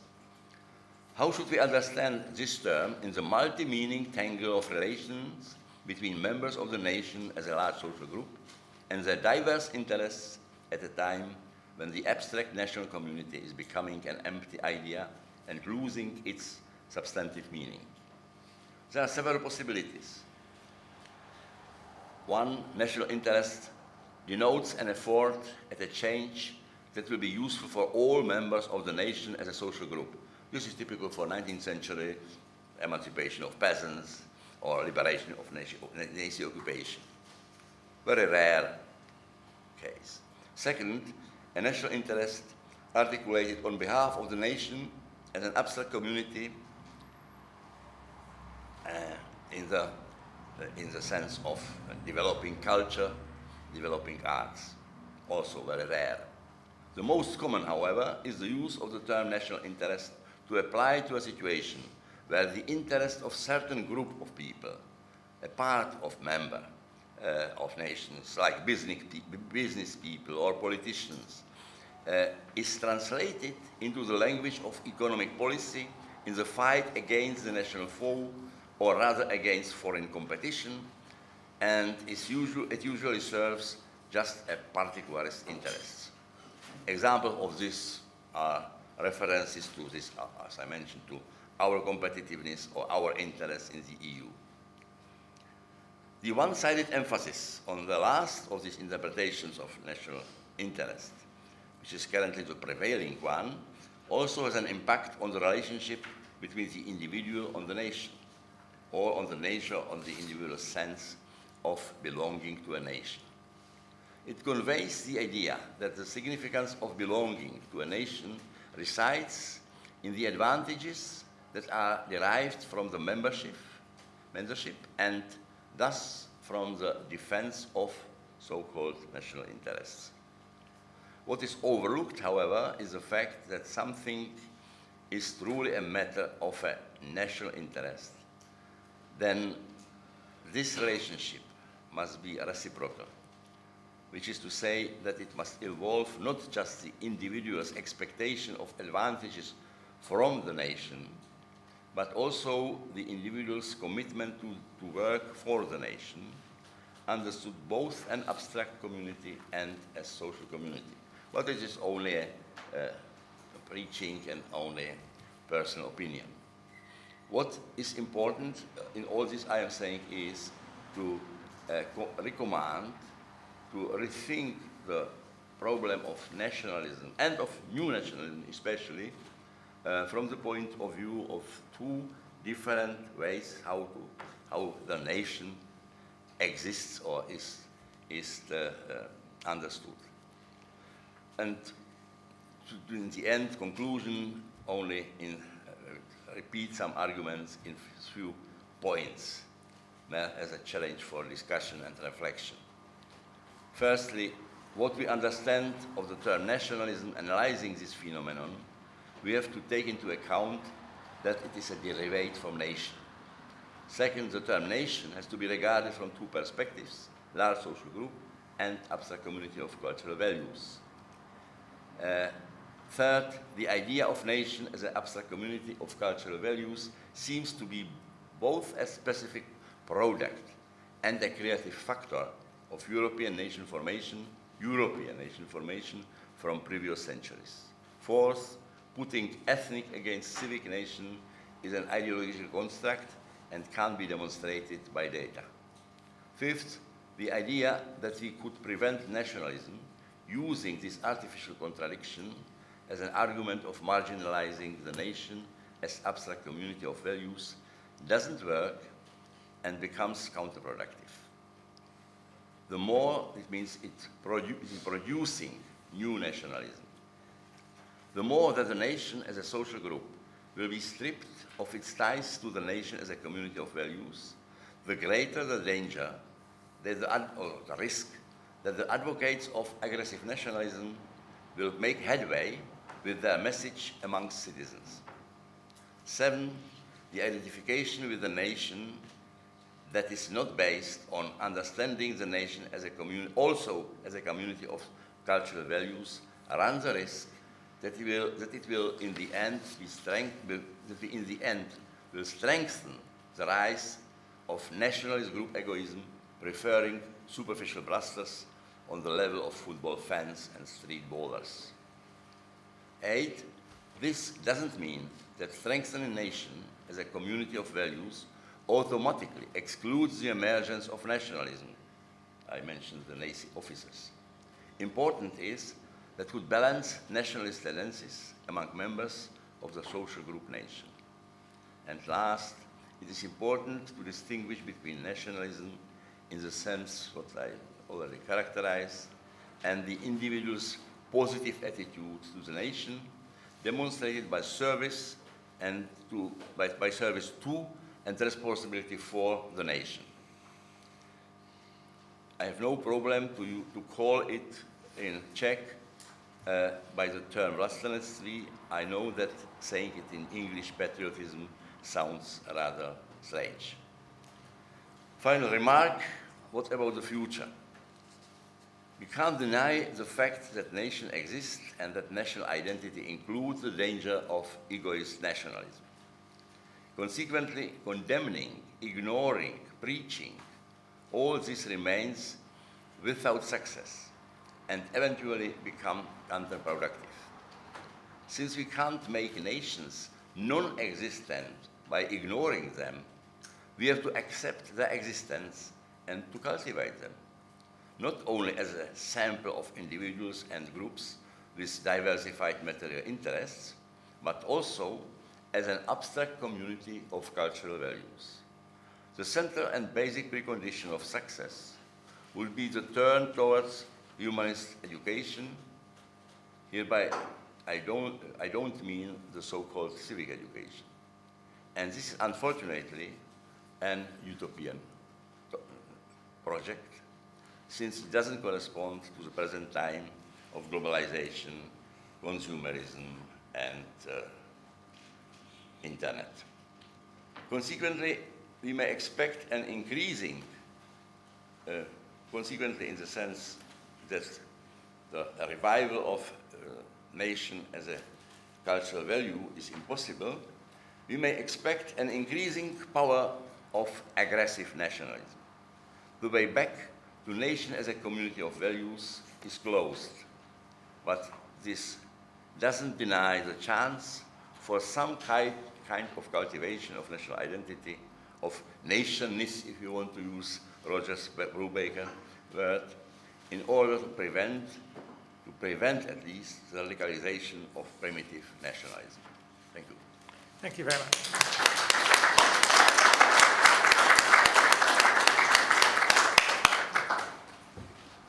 Questions? Go ahead. I'm not sure. I mean, thank you very much. It's probably, for me, it's not as provoking as you might have expected.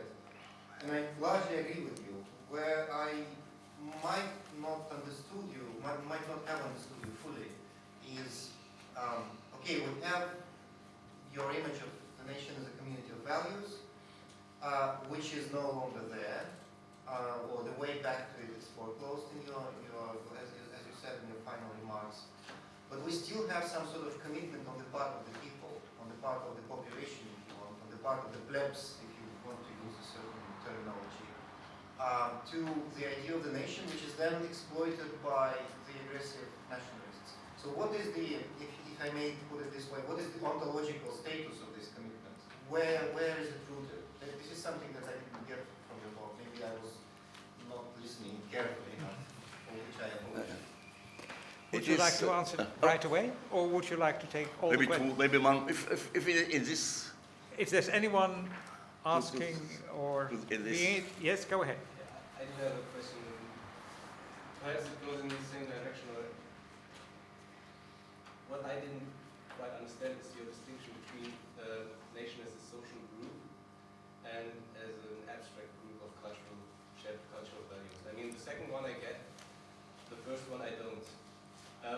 Who is this social group? Is it the people living in a certain place? And where does this place end? And can I become part of the social group by moving into this place, or how does this function? And this also targets the ontological status of this. Are you German? Are you German? Yes. German nation doesn't exist. Germany unified for 25 years ago, this great glory. Wir gehören zusammen. Is this not a nation and a social group? Poland. Estonians. You see, you are offer of this education. You lost this feeling or this abstraction, the ability to imagine a nation as an abstract community. You lose it simply. It's not you are not guilty. It's other guilty for you. So you lost it simply. There's one question here. Yes, Sorry, I didn't answer. Sorry. More important. Yes. Sorry, I didn't answer. No, I didn't answer colleague Morozov. It is. You see, this is a great risk, of course. This is a great risk that, and that we can illustrate it in the case of Germany. We have this very great act of commitment. Western Germans, not all with pleasure, but let's say they did it. They pay for Eastern Germany. But at least there are people who misuse it and who use it for their profit. But this is a risk which we find in all, let's say, humanist actions. You have many cases of misusing also the help for colonial peoples, for starving peoples. It is the risk in this. It is included, but it is even the throwing the child with the bath to say no, we can admit any commitment to the nation because it could be a risky thing. This is what I mean. It is a risk, of course, and the lower level of the nation as a value community, as a community of values, the lower the consciousness is, the greater is the risk, of course. It's different if people go to assemblies and making a collection for the theater, or if they go to the street and making demonstration against, let's say, immigrants or something like this. You had a question, and then you. Yes. You first, yes. My question is very easy. Why, the state couldn't work like a useful fiction? It is a notion of Ferdinand Tönnies, useful fiction, like an abstract in the same way as nature. So if there are values, the value could be, for example, political will. I understand that there is a big difference between accidentality and naturality. If I believe in nation, I believe in something what is natural, what is everlasting. When I believe in political will, I know that it is accidental. But isn't it possible that we will believe in states like abstracts, like useful fictions, and that we could, is it possible, or why shouldn't it be possible to believe in states like natural, maybe not fiction, abstracts connected with values? Could a state function in the same way as a nation? That is my question. This would be a good topic for a conference. You're right. It will be very fine. It will be very fine, and maybe it's possible. But still, our experience is that if people are in masses, willing to do something, then it is to offer something. It is in the name of the nation, not in the state, in the name of the state. It's a typical thing is and of course the state sometimes is somehow identified as or understood as to be the same as a nation. France, for example, then it's a state and nation, but this is the past. It's not today the case, but it was so. And I have been told in Denmark that Danes suppose state to be their state, and in the sense of nation, to do something for the state is to do something for the nation. If the state would be able, let's say that we could develop this game. If the state would be able to convince the citizens that it is a value, then it will be fine. But who is the state? The state are the politicians, and in most cases, politicians are not very popular and not very trustful. And you want to do something for politicians? You will offer your life for your prime minister? I don't know. How about institutions of the state that can be attacked by politicians? Attacked? In the name of nationalism, for example. I understand your point now. Fight for the state in the name of the state and the nation, that is being taken away from them. Against the politicians. Against the politicians, for example. But now you are speaking in favor of my opinion that the state is not the nation. That you can be. That you can be. The state can be a useful fiction or a useful or even necessary concept to keep the society cohesive. Because what is happening in Poland now, for example, is the defense of the state against the ruling camp. Most of all, I think. So people will go. And the state will be this value, for example. Yeah? It's a concrete example. Yeah. It's a.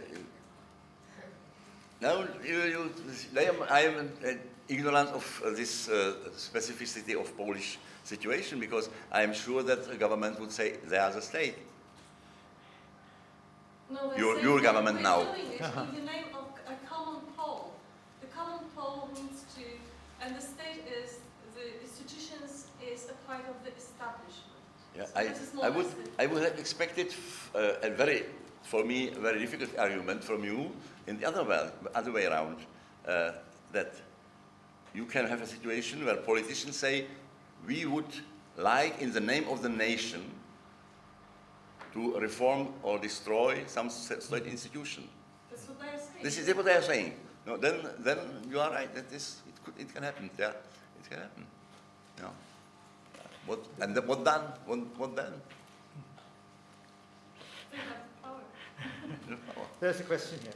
Yes, thank you very much. Very, very rich and I'm not sure how provocative, but very thought-provoking at least lecture.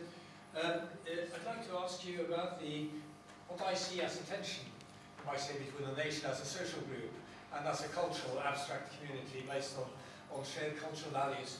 There's a question, the one big question there is to do with the degree of congruence between the nation as a social group. By which I understand citizenship. When you're a citizen, you have full rights, so you're technically a member of the nation, but not necessarily a member of the cultural group. So the question here concerns mechanisms of inclusion and exclusion, really. What does it take to be included in the nation as an abstract community of values? And is there, the way you see it, usually a one-to-one relationship? Or is this precisely where the tension lies in many European societies? That you have lots of citizens who are not considered first-class members of the nation because they don't share the religion or the diet or the habits, as it were, of the majority. This is very much, sort of a Habermasian conundrum, isn't it? When Habermas proposed a generation ago in a more optimistic age for Europe and the world, the becoming of Verfassungspatriotismus, that people would actually feel enthusiastic about the constitution. Well, as you I think, correctly have elaborated, that didn't come about. People feel enthusiastic and are willing to sacrifice for lots of things, but probably not the Constitution. That's it. That is, yeah. No, it is. No, I'm afraid, or I was already on the, as I wrote it, to be misunderstood. I don't mean that it has to be so.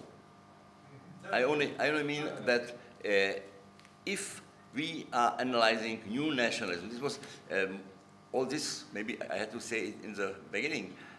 Is an experiment is too much a proposition to offer a tool of analysis for nationalism and for present nationalism, and to distinguish nationalism or to characterize nationalism as a nationalism being in relation to a nation which is not more, or almost not more, an abstract community of values, but is only a society of citizens who have different interests and so on. From this point of view, it's not important to me if somebody belongs to it or not belongs to it. It's important to me only for this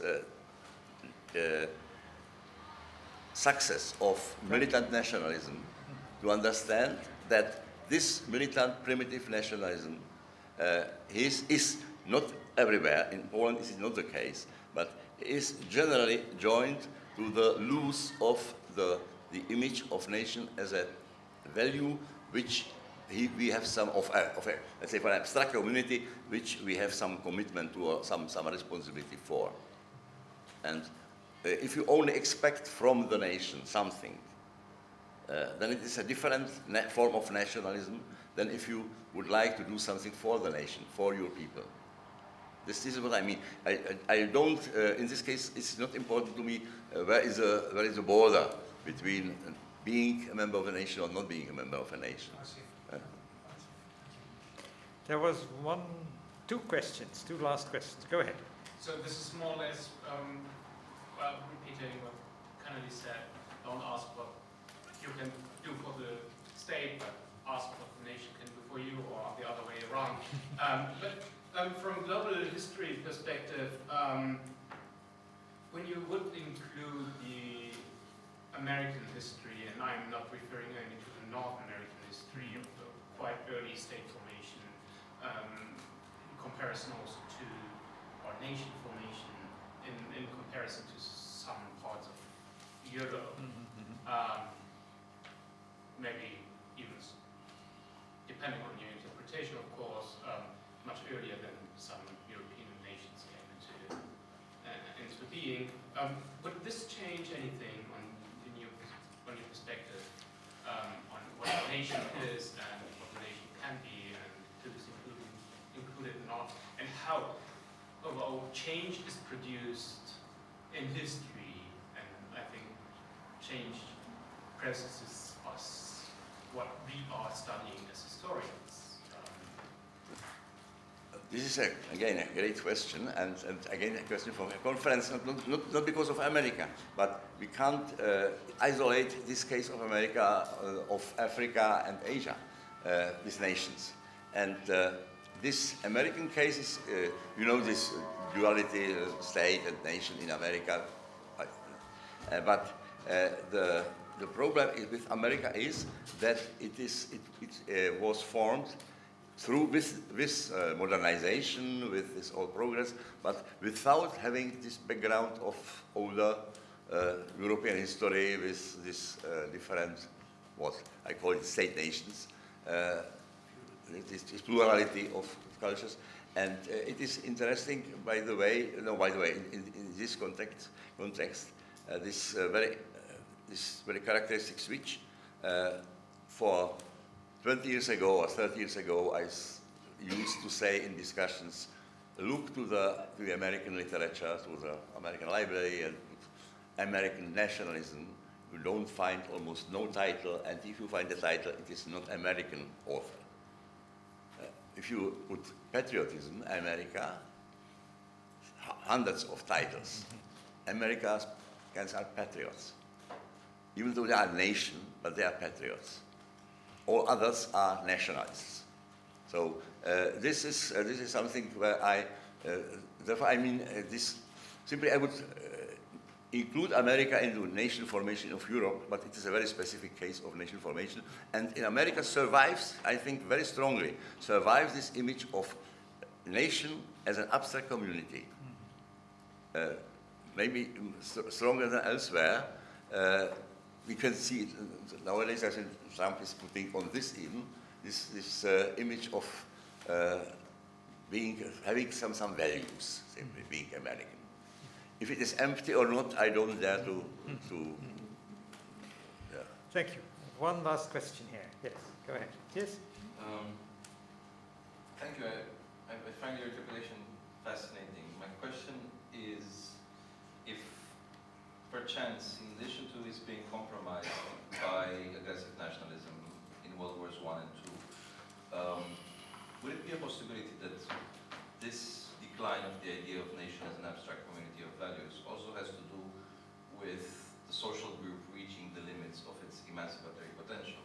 Because if the limits of the emancipatory potential, because the history of 19th century and early 20th century nationalism is one of ever-increasing inclusiveness. You have, the sort of non-elite groups, the lower classes, the working classes, women, being gradually included into the national community. But that has to reach a limit, because if you are to have a nation, it has to be different from other nations.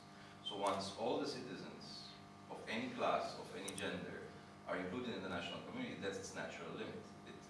Beyond that, it would compromise the existence of a nation to keep expanding it.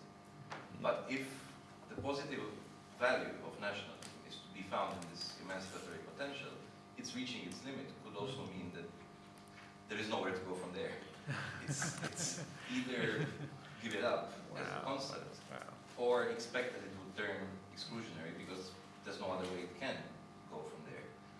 No, and this last point I didn't understood so exactly, but if it cannot expand its borders to keep being inclusive, because I completely agree with you. You have a nation state simply. You achieve the state. You achieve the stage of nation state. Yes. Yeah. And then that's the thing is it could be seen as a value as long as it was providing some form of emancipation. I think. You provide values. I can give you an example with Baltic countries. No of these three countries they was trying to get a statehood. They became independent through this Bolshevik revolution, so on. There were three independent states without superstructure, with rather low level, with already existing idea of nation as a, and so on. They became a nation state and they developed their national culture as nation states. So excluding some parts of the population, yes, and so that's, but it was it just didn't stop this developing. But you are right. The emancipation was finished. Yes, they were emancipated, but this doesn't exclude the existence of a nation as an abstract value. If I say abstract, this means it doesn't exist. Sure. It exists only in the heads of people. Sure. But would this make it inevitable then? Yes. We know that they are modern if it is surviving in the heads of the people, yes, in my opinion, then they are willing to do something for this nation. If it doesn't exist, then you are willing to do something for your neighbor, if you like him or not. But you don't. You are not too much motivated to do something for the whole. That was my basic.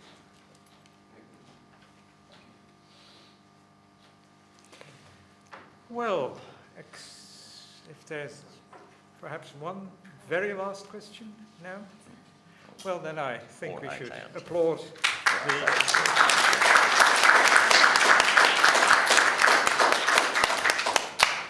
And are there any practical announcements? Two, really.